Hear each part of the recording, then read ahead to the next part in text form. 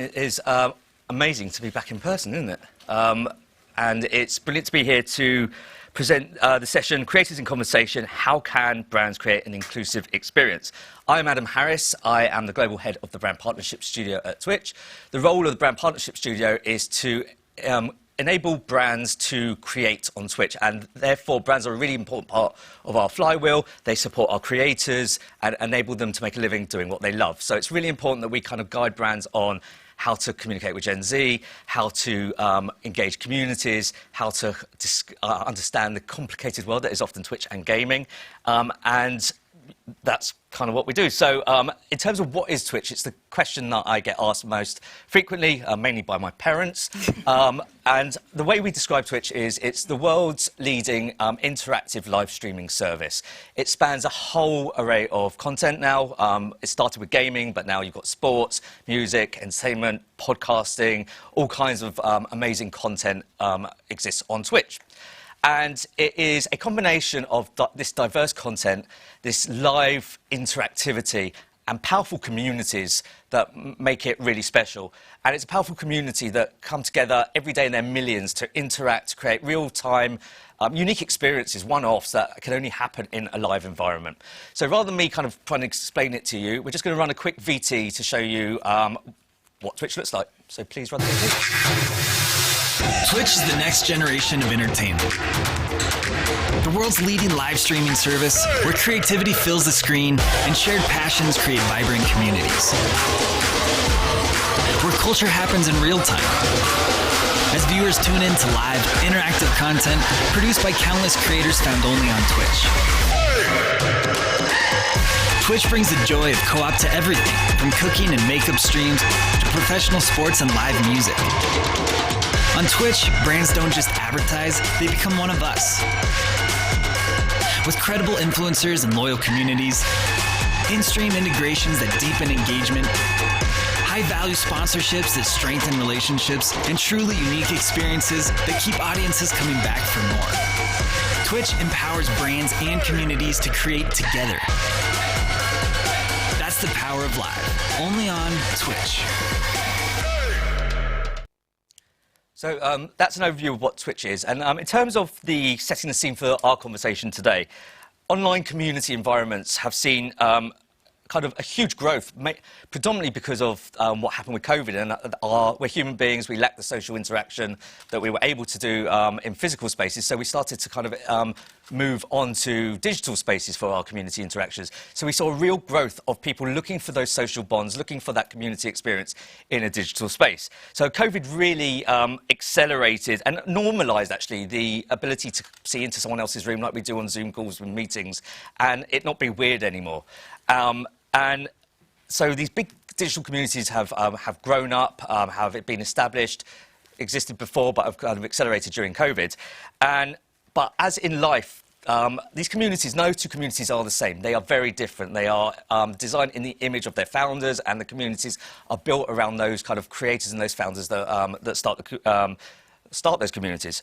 So then they all communicate with their audiences in a very different way. All of their audiences are very different. All of these creators are very different. So what we want to do today is bring three top UK creators who have all built very, very different communities, who've got very, very different reasons for streaming and a very different approach in how their communities have been built.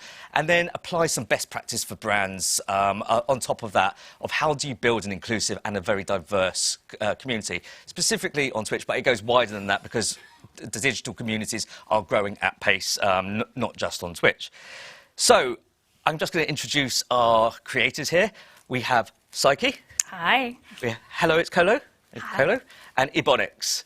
Hi. So I'm just going to quickly get an overview so you get to understand what is special about their communities. So, Psyche, if you wouldn't mind kind of introducing yourself to the audience, sure. What content you stream, how long you've been streaming, just a bit of an overview of what you do. Okay, so hi, I'm Psyche. I'm a former project manager in the games industry. I worked for Riot Games for 5 years and a couple of different companies in Dublin. I'm now a full-time content creator and podcast host. I stream 4 days a week on Twitch. I like to introduce myself as I'm shy, I'm bi, and I like games that make me cry because I like like a good rhyme. But I focus on space games, sandbox games, story games, and stuff like that. And I've built a community. I started streaming in 2014 as a hobby. I now stream full-time since 2016. And it was actually around 2018 that I really kind of discovered what kind of content I wanted to create, and that my identity and my sexuality were actually quite important to that, because it's very powerful to see people that are like you and to be able to meet people that are like you and thriving being like you. So that's how I've built my community, and I would describe my community as quite chaotic, but still really wholesome. So that's the way it is for me. Being shy, you may not want to be watching this, but we're going to have a look at you in action. Oh, no.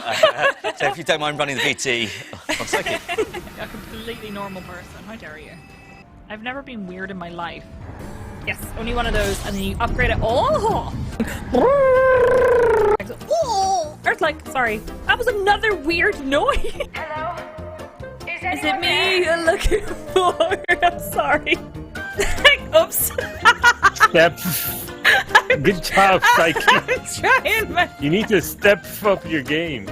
Don't see me, don't see me, don't see me, don't see me, don't see me. Oh my god! You can go underneath it. I did! What happens if I pick it up? Oh, hello, you sweet little babums! Oh my god! Ah! Oh, we're out of crash sheets. I have Look at the caca. Am I actually not as bad at Soulsborne games as I thought I was? We are not friends. You remember when I said I was really good at the game? Importantly, what's the cat called? His name is Crash, after Crash Override from the movie Hackers. And I have two other cats called Aziraphale and Crowley, after the characters from Good Omens. Because I'm a crazy cat lady, so. So let's talk about a bit more about your community and how you actually found them. How did you build it? What steps did you take? How did you realise that this was the thing that you wanted to dedicate kind of your life to in terms of making a living? And it's a full-time job. Yeah, isn't it? it's absolutely a full-time job. When I first went full-time, I wasn't really sure what direction I wanted my content to take, and I didn't realize how important it was to be like really openly and vocally yourself. And as I kind of reached that realization, I'm in a stream team called Rainbow Arcade, which is I think the first LGBTQIA+ dedicated stream team on Twitch. And stream teams, for anyone who doesn't know, they're basically like a community that's organized of content creators who often like go towards the same goal or whatever. In this case, it was queer people and people who were streaming under that kind of umbrella. And I reached out and tried to meet other people that were like me, other content creators that were like me, and then started to build that community from there. And it's definitely completely changed like my perspective on streaming, because I essentially get to meet people that are like me all the time. And that's something I didn't really get from the games industry as well. Cool. Well, we'll talk a little bit more about that and the games industry and the evolution of what you've seen there a little bit later. But thanks for kind of introducing the community. Kolo. Hi. Hi. Tell us a little bit about your community, your channel, your content, when you started. So I'm Kolo. I stream under the name Hello, It's Kolo. I've been streaming full-time now for 4 years. Never really expected this to happen as well. So, I stream a whole variety of games with absolutely massive amount of chaos. I'm very terrible at games, but I play them with a lot of passion, and I'm quite happy to admit that. I also am an ambassador for the charity Special Effect, who work making gaming accessible to all. They're a UK-based charity. And I'm very passionate about accessibility in gaming. Myself, I have a form of spondyloarthritis that affects my back but also affects my hands. They work, but just not quite as well as able-bodied people's hands. So I also play games partially with my feet, which is always quite an interesting thing when people come into the stream and I'm like, hi, I'm Kolo, I play games with my feet, but it's true, I do. My community is very kind of wholesome. I run a PG-ish stream. Think kind of the jokes that you could make when kids are in the room and they wouldn't get the jokes, but also the adults are like, so we're sort of that that vibe. Yeah. We're sort of that kind of vibe. Yeah. Cool. Should we take a look at your channel and your stream? Let's go. Let's play that VT, please. Take off? Hell yeah, I'm back. That's cute. We're doing it. These are my bobs. This is my empire. Behold. I wanted to help. Fantastic. Why am I like this? Good question. Whoa. That was so adorable. Oh my gay heart. Nice shot. Thanks. badger. Just a friendly reminder that I'm sniping with my feet. We play games in this stream. We've raised $50,000 for charity in 2 years. I don't know how to stop. Did I just get sassed by a frog? I must ask you a question. Welcome in the most toxic stream on Twitch. Do you ever just realize the words that come out of your mouth and then you're like, why? And then do you ever make that your job? Toodaloo, Mother Badger. Yeah. I think that's how I'm going to sign off every call with my boss from that one. So your community, you've kind of described it as quite kind of the Pixar humour type thing. How did you find them? How would you characterise them? And how did you build it? Where did you start from? Because you didn't always... Like, you did something before gaming. Yeah, so I originally trained in theatre and worked as a stage manager. And then I had a complete career change after taking care of one of my friends who was really poorly. I then worked for some charities, went into nursing. And it was while I was training to be a nurse that I discovered Twitch, playing some games with my friends. And they were like, oh, Colo, you should try this. And I was like, honestly, I don't really feel like I've got anything to say. Like, I'm not very good at playing games. Little did I know that that's actually been really great for me on Twitch. Stumbling over my words, playing games really badly, excellent. Yeah, so I came through that route, I guess. I didn't expect to be a full-time streamer. I honestly expected that just a couple of my friends would show up, and for me it was about scheduling a time where I could hang out with a few people that I knew personally, and we could just kind of chill out and play a game together. And then lo and behold, the friendship group grew and grew and grew and grew. And the way that I like to describe it is it's a lot less like getting a ticket to the cinema or watching a TV show and it being very one-directional, but it's more like a group of friends who used to go around and sit in somebody's kitchen and like have a cup of tea, and then we sort of outgrew that, and now we do the equivalent of like hiring a village hall because we're too big to like fit in somebody's kitchen anymore.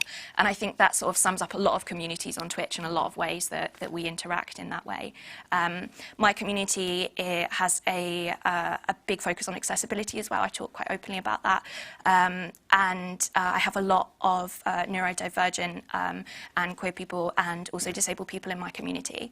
I think something, again, beautiful about Twitch is that you can find that little niche, and historically I feel like everybody thinks about community in terms of a very geographical, these are my neighbours, but in the modern world it's actually sometimes quite hard to find people who you really, really resonate with, and you can find that on Twitch. There's so much content you can find it, and whenever I turn my stream on and hang out with my community, I'm like, yes, these are my people. Have you built communities on any other kind of social Yeah, so I'm also a YouTuber. I probably should have said the other stuff. I'm also a YouTuber, and technically I actually have more subscribers on YouTube than I do followers on Twitch, but I continue to choose to stream on Twitch because the community engagement is, in my opinion, unparalleled. The number of eyeballs, I think this is the way that I explained it before, is that the number of eyeballs might be more on YouTube, but the vibe and that kind of trust and that bond and that ability to have such a multi-directional conversation all in the same place isn't something that you can do in the same capacity, at least in my opinion, on other platforms. So I continue to choose to stream on Twitch. Yeah. Cool. Ebonix, welcome. Please tell the audience a little bit about your community, your time on Twitch, a bit of your path, because you were telling me earlier you were a psychologist, which is some interesting kind of steps, and I guess not, because gaming is all about human behaviour, so it's, and as is live streaming. But yeah, please introduce your community to us. Yeah, absolutely. Hello, everyone. My name is Ebonix. I'm a Twitch partner and Twitch ambassador as well, actually. And I was actually the first black woman in the UK to be a partner and ambassador. I was partnered in 2020. Thank you. I partnered in 2020 and became an ambassador in 2021. So a huge accomplishment on that side. So yeah, so kind of my past and kind of training was in psychology. I worked a lot with young people and children with autism, and then went into disabilities as well and social care. But as where Twitch is concerned, my journey is very unique. I essentially started creating content, not on Twitch, but within the Sims community. So I taught myself how to 3D model because I was really frustrated with the lack of representation in The Sims, which is a game that I played obsessively throughout my life, and found in about 2015 when I unfortunately had to take like 7 months of work that I really wanted to play but just couldn't represent myself. So I taught myself how to 3D model kind of in the midst of teaching young people with autism and doing a whole bunch of stuff. So it's really funny how you were talking about kind of eyes, because I found myself on Twitch because I had a massive following on Tumblr, but people are downloading my content today. Need Ebonix, the custom content creator. I love her hair, got it in my game, but I didn't have that personal relationship with my community. So I discovered Twitch and felt, okay, this was the perfect opportunity for me to kind of bridge the gap between the people who were downloading my content and knew who Ebonix was but didn't know who Danny was. And so I kind of found myself streaming a bit more full-time in 2019. And yeah, a few months later, so I already had a community, but I couldn't talk to them. So I kind of, like my journey kind of like fast-tracked. I got partnered within about 3 to 4 months because I already had my people there, but they just couldn't find me. So Twitch was really great and to kind of bridge that gap. And then in 2021 or 2020, I co-founded Black Twitch UK as well. And it's really important for me to have co-founded that platform because as a Black content creator in general, the algorithms in itself, it is already working against us. And me and my friend co-founded Black Twitch UK because we wanted there to be a platform already established for brands to come to so that you don't have to be like, oh, well, we couldn't work with more diverse creators because we couldn't find them. Now, that's technically not an excuse because we have a hub there of over like 200 creators that you can find who are Black and ready to make amazing content. And it was just a platform there for you to be able to find them. So yeah, really passionate about being found because I like being the first of stuff, but I don't want to be the only one. Yep. I want to bring everybody up. Let's have a look at you and your community in action. I apologise already.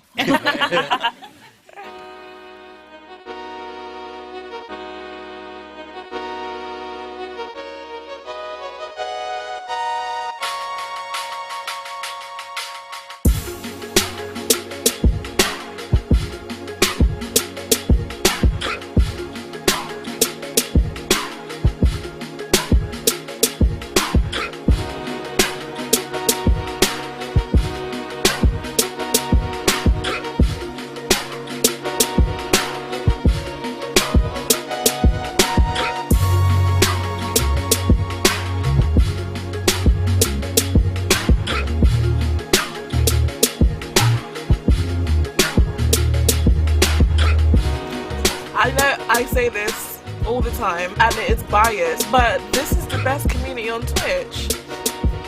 You won't find another community like this on Twitch. I'm telling you this now. Period. Hi. Sorry. This is a panel on kind of diversity and inclusivity of the communities that you've built, and you guys kind of talked through brilliantly how you've established and where they kind of originated from in terms of your own kind of personal values and beliefs.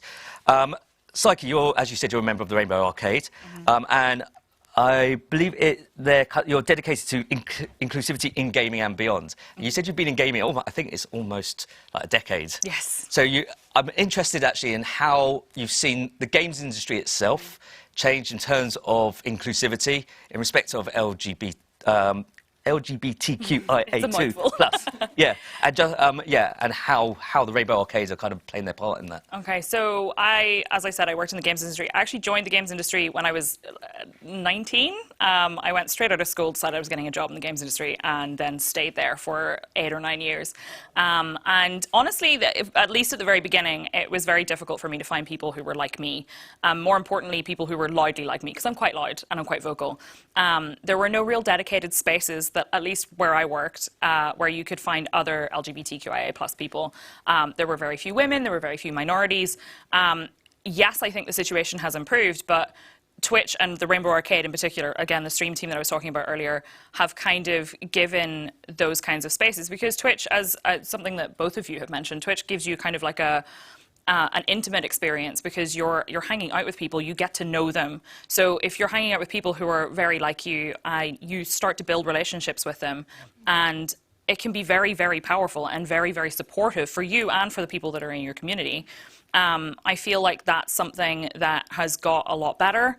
Having those dedicated spaces is really important. And also, one thing that stands out to me is that Twitch, in my opinion, has a fairly unique experience in, because of its intimacy, you can kind of segue your community to other places. Like, for example, Discord is like a chat program for anyone who's not familiar with it. A lot of people's communities will hang out there and chat after the streams offline. So you have people who are not just hanging out for the like 3 to 5 hours that you're streaming. They're hanging out all day, and they're coming in and they're saying good morning to each other. They're having their morning coffee together and chatting. They're playing games together. And you end up building like a real community, a group of people who spend a lot of time together. And that's just really unique, and it's something that I've never had before. I think the audience will agree. It's actually really empowering to hear how you've built a home, not just like for yourself, but for so many. And I guess that's kind of a lot of the aspects of these new digital services that are more community, more live and interactive, that you can kind of have that social experience in a slightly different way. So thank you for sharing that. Thank you. Colo, the big thing that stood out for me on your kind of VT was the charity aspect, actually, and it's actually a huge part of Twitch. You raised 50,000, which is an incredible sum. For special effects, was it? Yeah. Yeah. And Twitch streamers themselves globally raise tens of millions yearly. And I guess it's kind of built into the service. There's a very kind of donation-based, subscription-based kind of ethos, so the behaviours are there. But it'd be great to hear from you just how your experience of kind of raising issues that are personal to you, how you raise that money, and kind of what it meant to you. So, as I said, I'm an ambassador for the charity Special Effect, and just a very quick explanation on what they do. They are a team of accessibility experts who help make technology accessible to those who might otherwise struggle for it to be accessible. So, for example, they helped me figure out my controller setup with buttons on my feet. For any gamers out there, it's effectively the shoulder buttons or the bumper buttons that are on my feet, so I don't have to grip onto a controller, grip onto a mouse. I can have the controls in my lap, and then I go across between my 2 feet. And Special Effects are amazing. I was aware of them before this happened, so I got my diagnosis and started experiencing difficulties about 2 years into being a streamer, which was a little bit scary, going, oh my goodness, I can't use my hands, what am I going to do now? And Special Effects really helped me out. And I think something that is really powerful about charities is that what you will find is, I mean, firstly, it's very important for me to say that I don't actually know a single creator who within the last 12 months hasn't done a charity thing. Not a single creator. And in fact, most of them have done at least 2. Like it's really hard to find somebody on Twitch who isn't involved in charity in some way. We're now at the, I want to say nearly £54,000 mark in the space of just over 2 years, which is... It deserves a round of applause, I think. But also, it's not about me. It's my community, and I want to make sure that I'm really strong on that, because it's all very well and good me sitting there, but it's the community and I together who do this work. So the big thing as well is that streamers almost always pick a charity that's really close to their heart. That's something that's very emotive or very important to them, and the community understand that, and the community rally around and go, hey, like, you love this, you support this, we want to help, like, we want to help this. And I think that love and appreciation for something and that enthusiasm can be in some ways a really beautiful kind of contagious. Yeah, and it's a real life power, Yeah. Which is a really good example of that. Yeah. Ebonix, we're talking about emotion. Like you were quite emotional at the end of the kind of VT there. And I'd kind of understand a little bit more what drove you to that? What brought that on? What experience have you had that kind of made you say, like, such heartfelt kind of gusto that this is the best community? What have they done for you? Do you know what? I think at that point it had really sunk in that I had nurtured and fostered a really positive space, and I think we were raising money. We were raising money for the Bell Project during 2020. I was hosting a Black Lives Matter virtual rally for people who couldn't go outside and wanted to do it kind of in-game. So kind of utilising the platform that I had to, send a really important message and raise funds for a really good thing. And at that point, I really knew that I had found my tribe, my people, like, the community is everything, and I wouldn't be on this stage today without them. Like, period. Point blank, period. I would not be on this stage without them today. So for me, community is everything, and I was really emotional. And I still get emotional.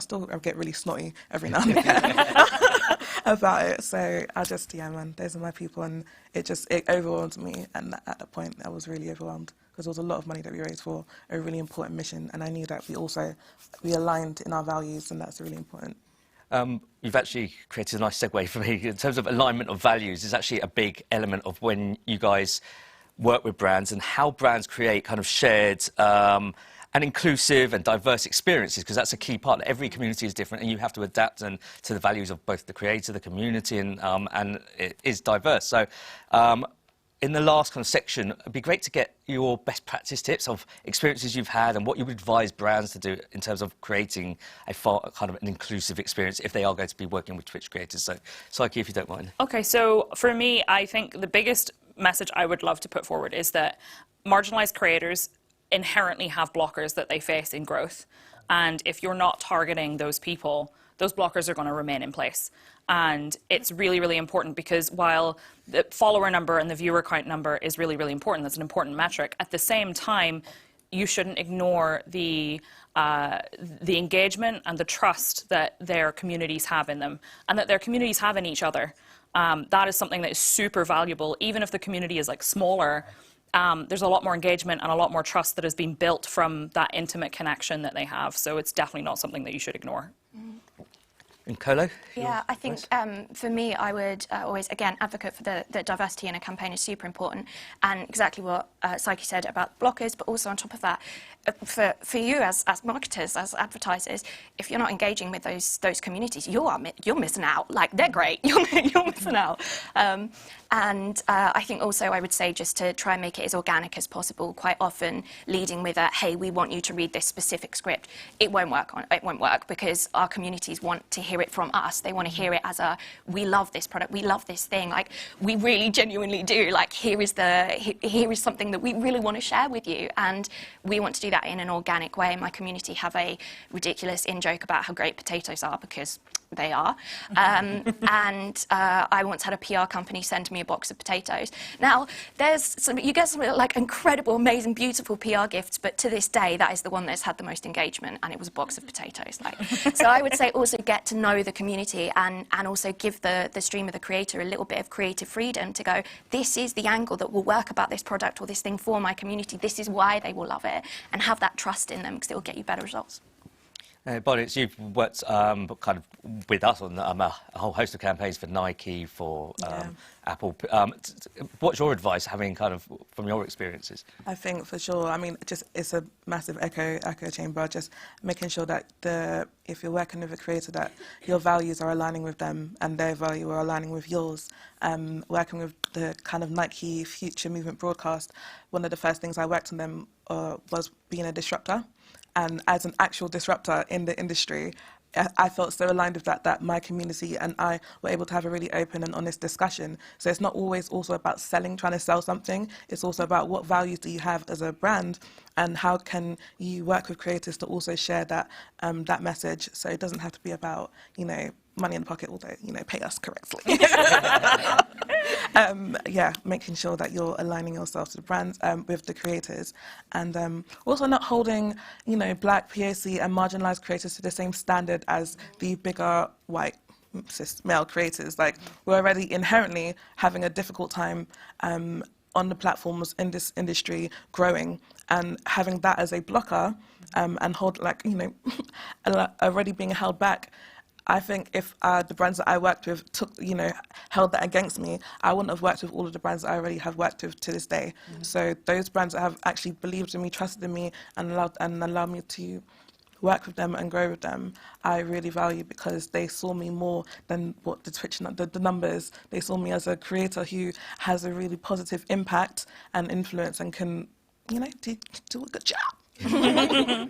I think that's all we've got time for, but that was incredibly insightful about just how to give an overall picture of how do you engage kind of diverse communities, especially as from both sides, from how did you build one to also, if you're a brand, how do you come in and how do you behave in that space? And really fascinating. So thank you, Psyche. Thank you, Colo. Thank you, Ebonix, for just being here, for giving us your time, giving us your insights. Thank you all for attending this session. And I hope you enjoy the rest of Advertising Week Europe.